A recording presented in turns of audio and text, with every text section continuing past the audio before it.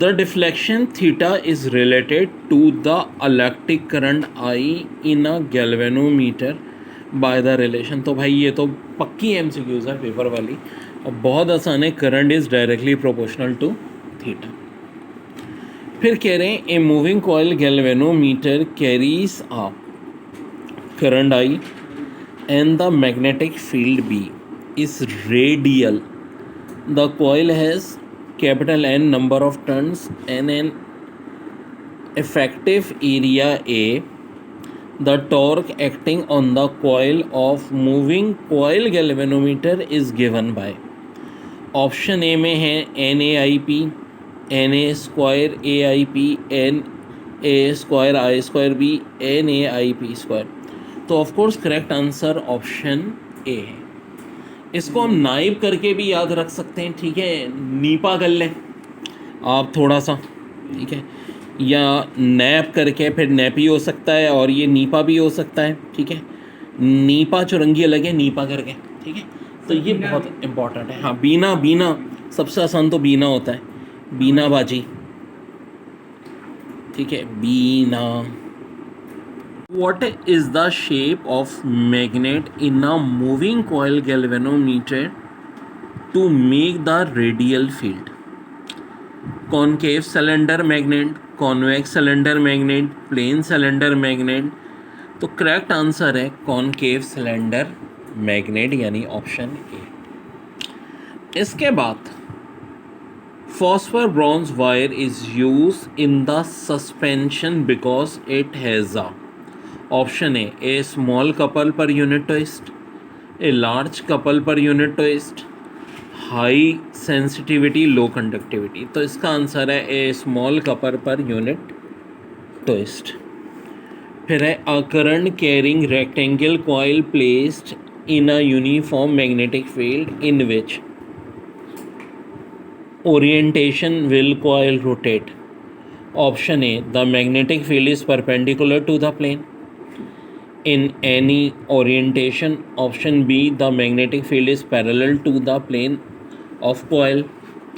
option D है the magnetic field is at 45 degree with the plane of the coil। तो correct answer है इसका option A the magnetic field is perpendicular to the plane।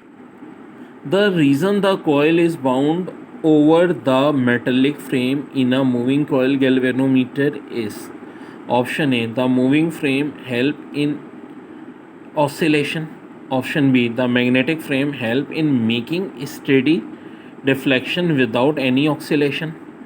Option see the magnetic frame increase the magnetic field. D all of the above. तो of course answer है इसका option be the magnetic frame help in making steady deflection without any oscillation. फिर कह रहे हैं the deflection in moving coil galvanometer is option A directly proportional to the torsion constant. Option B directly proportional to the number of turns of the coil. वैसे यही B वाला ही correct है, ठीक है। फिर है inversely proportional to the area of the coil. फिर है inversely proportional to the current flowing. तो बता चुका हूँ ऑप्शन बी करेक्ट है directly proportional to the number of turns of the coil.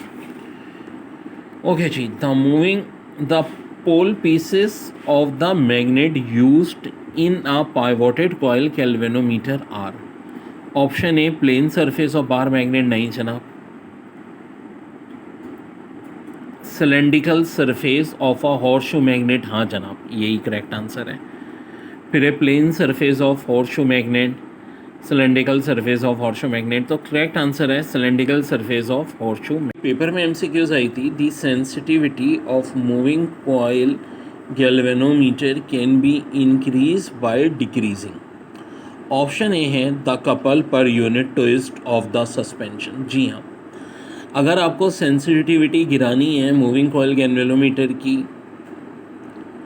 Increase करनी है यानी सेंसिटिविटी ऑफ मूविंग इंक्रीज़ करनी है, तो किस चीज़ को डिक्रीज़ करके होगी? तो करेक्ट आंसर है the couple per unit twist of the suspension, ठीक है जी।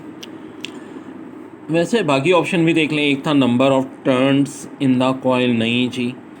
The area of the coil, नहीं जी। और एक था द मैग्नेटिक फील्ड, नहीं जी।